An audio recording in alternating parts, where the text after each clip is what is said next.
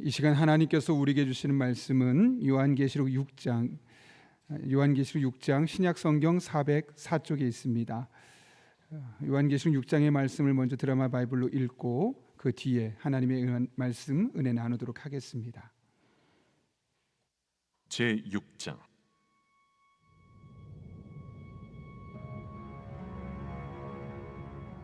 내가 보매 어린 양이 7인 중에 하나를 떼시는데 그때에 내가 들으니 내 생물 중에 하나가 우레소리같이 말하되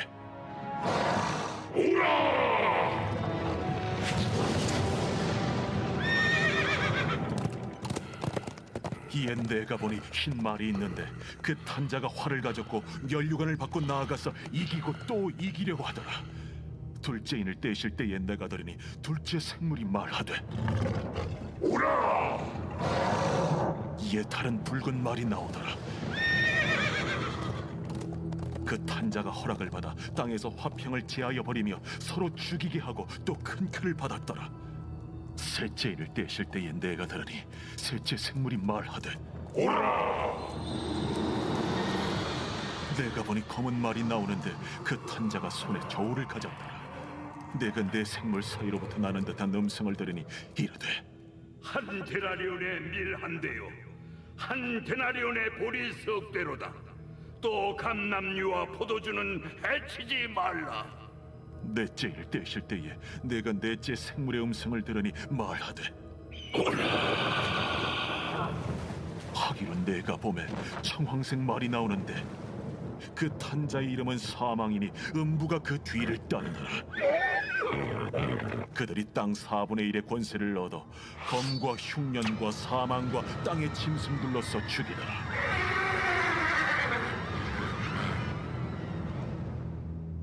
다섯째 인을 떼실 때에 내가 보니 하나님의 말씀과 그들이 가진 증거로 말미암아 죽임을 당한 영혼들이 제단 아래에 있어 큰 소리로 불러 이르되 대주제여, 거룩하고 참되신 대주제여, 땅에 거하는 자들을 심판하여 우리 피를 갚아주지 아니하시기를 어느 때까지 하시려 하나이까. 대주제여.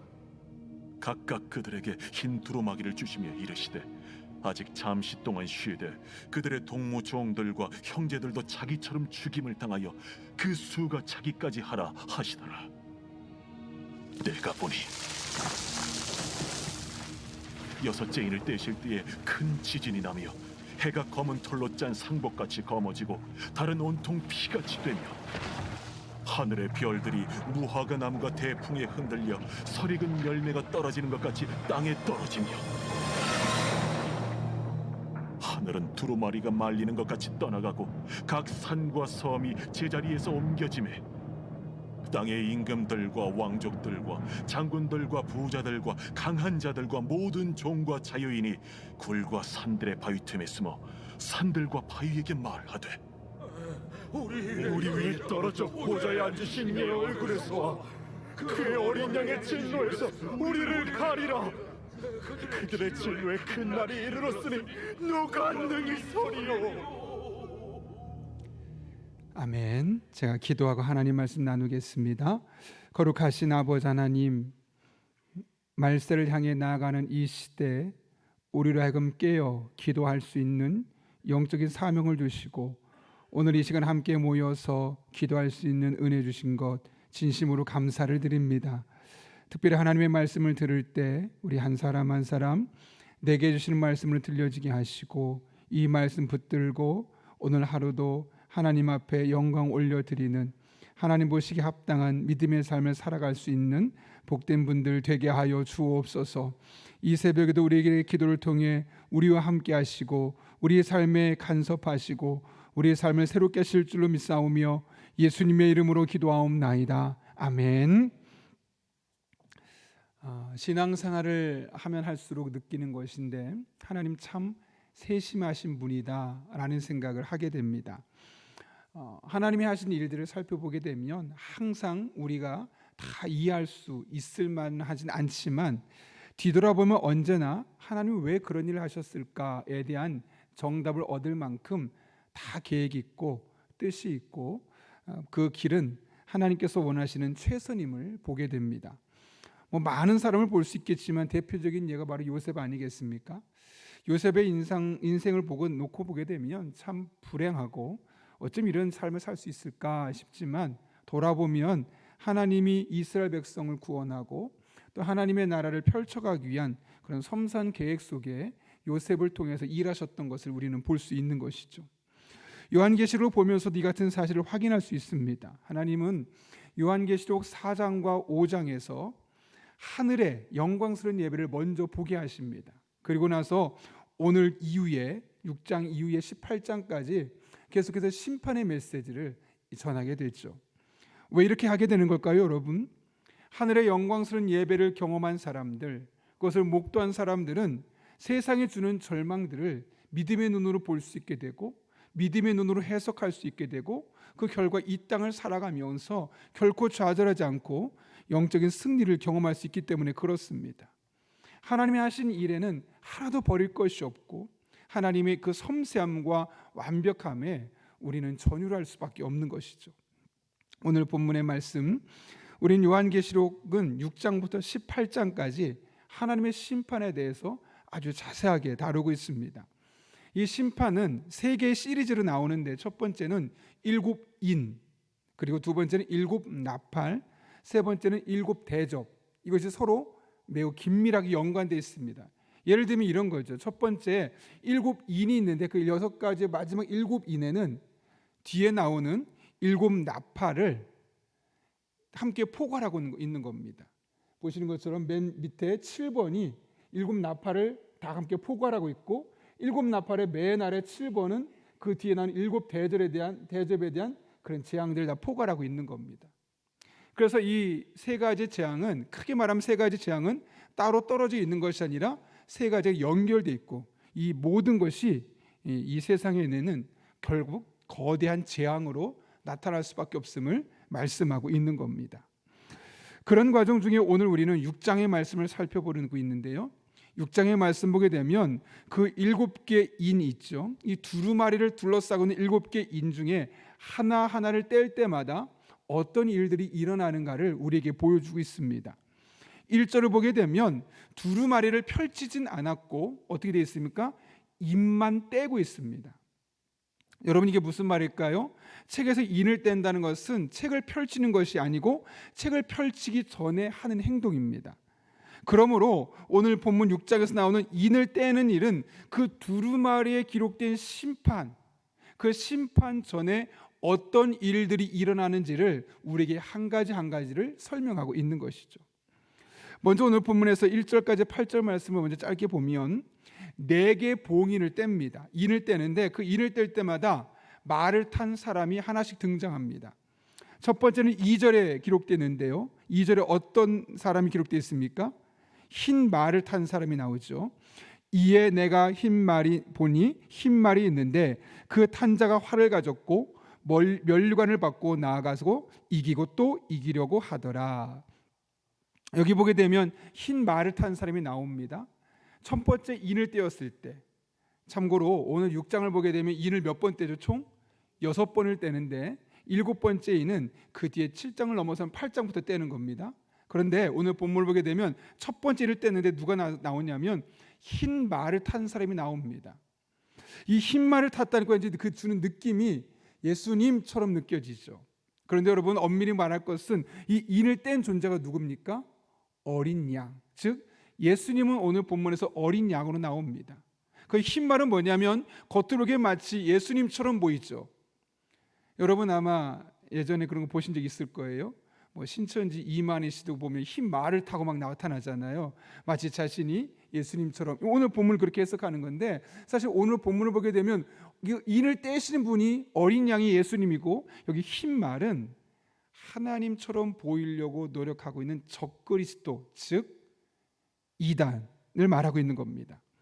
이렇게 순결하신 예수님을 사칭하는, 그래서 사람들을 미혹하는 적그리스도를 의미하는 것이 흰 말이죠. 그래서 사실 이만이나 수많은 이단들이 지금 착각하고 있는 게 뭐냐면 이 흰 말을 예수님으로 잘못 해석해서 본인들이 흰 옷을 입고 흰 말을 타고 마치 내가 예수님처럼 왔다라고 생각하는데 성경을 정말 몰라도 한참 모르는 사람들이 잘못 해석하고 있는 겁니다. 어쩌면 내가 바로 적그리스도다, 내가 바로 이단이다라고 말하는 것과 똑같은 메시지를 전하고 있는 것이죠. 그러니까 종말의 징표는 뭐냐면 이단들이 활발하게 활동하는 겁니다.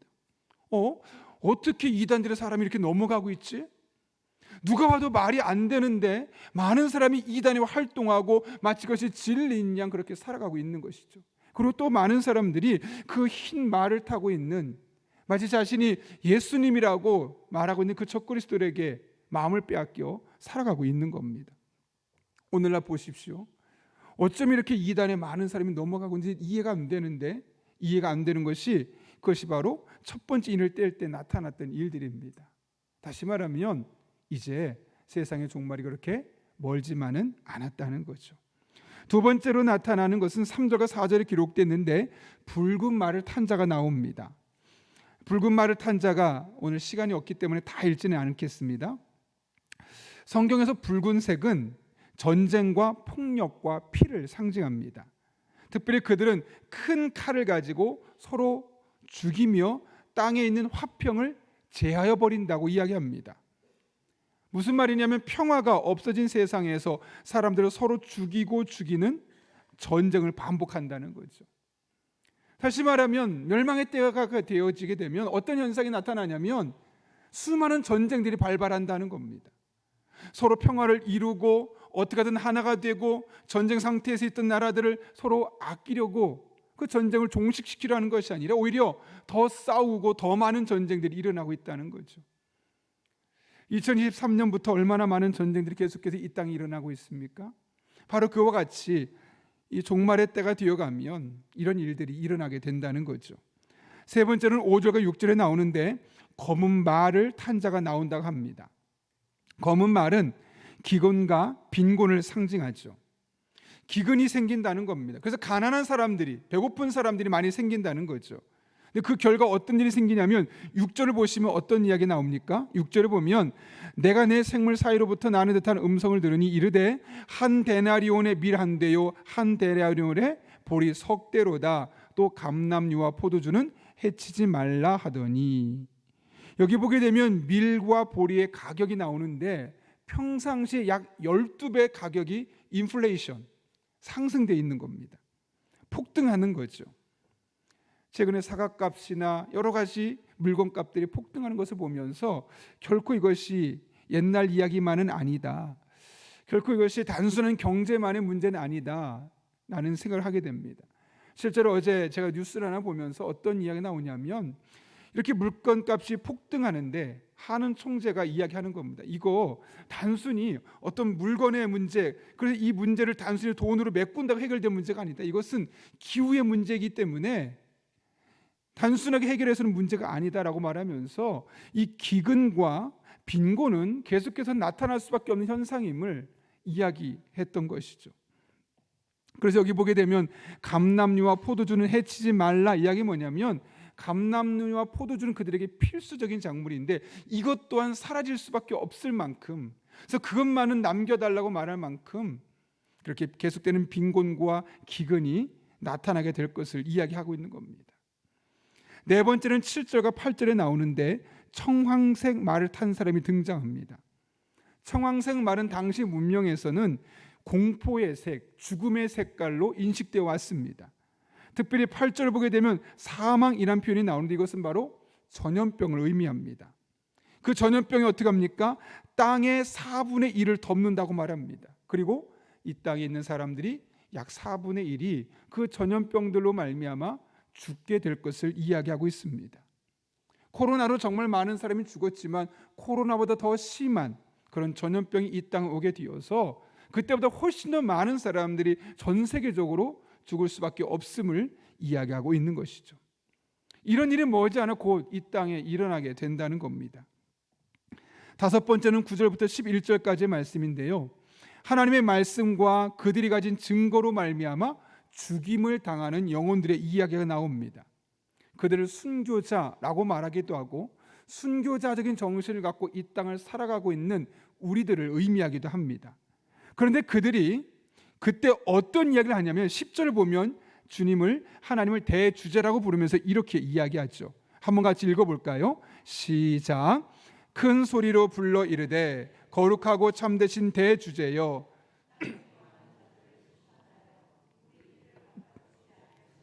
어느 때까지 하시려 하나이까 하니. 이게 무슨 말일까요? 우리가 이렇게 믿음을 지키고 신앙적으로 살아가려고 하는데 왜 믿음의 사람인 우리들이 핍박을 받아야 합니까? 이런 고통스러운 시간을 보내야만 하는 겁니까? 도대체 언제까지 우리가 하나님을 믿는다는 이유로 세상에서 미움을 받고 핍박받고 이런 어려운 시간을 보내야만 하는 겁니까? 하소연한다는 거죠. 이에 대한 하나님의 답변은 무엇입니까? 그 수가 차기까지 기다려야 한다. 아직 시간이 더 있어야 된다. 이게 무슨 말일까요? 힘들겠지만 고통스럽겠지만 그런 고난이 예수 믿는다고 너희가 그런 고난을 겪지 않았으면 좋겠지만 미안하지만 조금 더 그 고난의 시간이 너에게 있어야 할 것이다 라고 말하면서 그 고난의 시간을 믿음으로 버틸 것을 이야기하고 있는 것이죠. 마지막 여섯 번째가 12절부터 17절에 기록되어 있는데요, 여섯 번째 인을 뗄 때는 어떤 일이 일어납니까? 하늘과 땅이 모두 천재지변을 겪게 됩니다. 12절 보면 이렇게 기록되어 있죠. 내가 보니 여섯째 인을 떼실 때 큰 지진이 나며 해가 검은 털로 짠 상복같이 검어지고 달이 온통 피같이 되며. 천재지변이 일어났는데 그 중에 첫 번째 뭐냐면 큰 지진입니다. 최근에 전 세계적으로 얼마나 많은 지진들이 일어나고 있습니까? 그 지진, 많은 학자들, 최근에 지진을 연구한 학자들의 말을 들어보면 세계 도처에서 많은 지진이 일어나고 있는데 그 지진이 많이 일어날 뿐만 아니라 주기가 이전보다 짧아졌다는 겁니다. 예컨대 예년 같으면 3, 40년에 한 번 일어났다면 이제 10년 주기로 계속해서 지진이 일어나고 그 파괴력도 훨씬 더 크게 나타나고 있다고 이야기를 하고 있습니다. 그뿐만 아니라 해가 검어지고 달이 피같이 되고 하늘의 별들이 큰 바람에 흔들려 땅에 떨어집니다. 우주적인 대격변이 이 땅에 일어날 것을 말씀하고 있는 것이죠. 16절과 17절을 보면 이런 상황에 대해서 이 땅의 사람들이 뭐라고 말하는지가 나옵니다. 같이 한번 16절과 17절인데요, 먼저 15절을 읽겠습니다. 시작. 땅의 임금들과 왕족들과 장군들과 부자들과 강한 자들과 모든 종과 자유인들이 굴과 산들의 바위트에 숨어. 16절. 산들과 바위에게 말하되 우리 위에 떨어져 보좌에 앉으신 이의 얼굴에서와 그 어린 양의 진에서 우리를 가리라. 여기 보면 임금과 왕족들과 장군들과 부자들과 강한 자들, 자기가 가진 힘만으로도 이 세상에서 떵떵거리며 편안하게 살 수 있을 것처럼 보이는 사람들, 그런 사람들조차도 어떻게 해요? 바위 틈에 숨고 굴 틈에 숨어서 우리를 가려주셔서 우리를 그럼 죽지 않을 수 있게 해주십시오라고 말할 정도로 그들이 가지고 있었던 힘, 돈, 영향력, 명예, 아무런 소용없는 일들이 일어날 수밖에 없다는 거죠. 이와 같이 여섯 번에 걸친 일곱 번째까지 인을 떼지만 오늘 6장을 보게 되면 여섯 번에 걸친 인을 떼는 과정을 통해 이 땅에 종말 전에, 하나님 심판 전에 어떤 일들이 일어나는지를 우리가 볼 수 있습니다. 그런데 여러분, 이런 사실들을 보면서 아직 멀었다, 아직 많이 남았네 라는 마음이 드십니까? 지금 이미 그 소용돌이 안에 들어와 있다는 사실을, 소용돌이 안에 들어와 있음을 느끼게 됩니까? 왠지 먼 이야기가 아니라 이미 시작되었고 우리가 그 심판의 소용돌이 안에서 살아가고 있음을 우리가 볼 수밖에 없는 것이죠. 우리 역사에 같은 일은 반드시 일어날 수밖에 없습니다. 피할 수 없는 일입니다. 무엇보다 성경은 마지막이 가까울수록 이 땅에 더욱더 극적인 심판과 또 극적인 심판이 있다면 그 뒤에 있을 극적인 구원 또한 있음을 말씀하고 있죠. 여러분, 이와 같은 세상 속에서 우리는 어떤 삶을 살아야 할까요? 이런 일들이 일어나지 않게 해주십시오 라고 기도하면 되는 것일까요? 지금 이 땅에 수많은 전쟁이 일어나고 있는데 하나님, 전쟁이 일어나지 않게 해주십시오 라고만 기도한다고 되는 것일까요? 아니면 이런 일들이 일어날 수밖에 없는데 우리만은 보호해 주십시오, 우리나라만은 전쟁이 일어나지 않게 해주십시오, 우리만은 기근이 없게 해주십시오, 그렇게 나만 보호해달라고, 우리 백성과 우리나라만 보호해달라고 기도하면 되는 것일까요? 아니면 오래전에 종말론자들이었던 다미 선교의 사람들처럼 죽음에 벌벌벌 떨면서 언제 올까, 곧 올 거야, 모든 일 내팽개치고 두려움의 그날을 기다리기만 하면 되는 걸까요?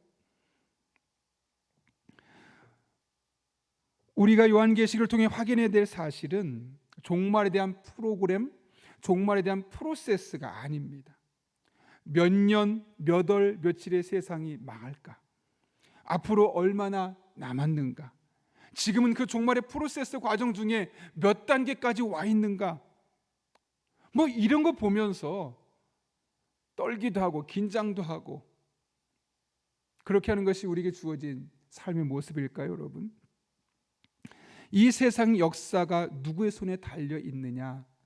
사실 오늘 본문의 메시지는 그런 메시지입니다. 여러분 6장을 보십시오. 어떻게 시작하고 있습니까? 1절 보면 같이 읽겠습니다. 시작. 내가 봄에 어린 양이 7인 중에 하나를 떼심에 그때 내가 소리를 들으니 내 생물 중에 하나가 우레소리같이 말하되 오라 하기로. 또 3절 보면 둘째 인을 떼실 때, 5절은 셋째 인을 떼실 때, 7절은 넷째 인을 떼실 때, 9절은 다섯째 인을 떼실 때, 12절은 여섯째 인을 떼실 때. 누가 그 인을 떼고 있습니까? 어린 양이죠. 어린 양이 누구십니까? 예수님이십니다.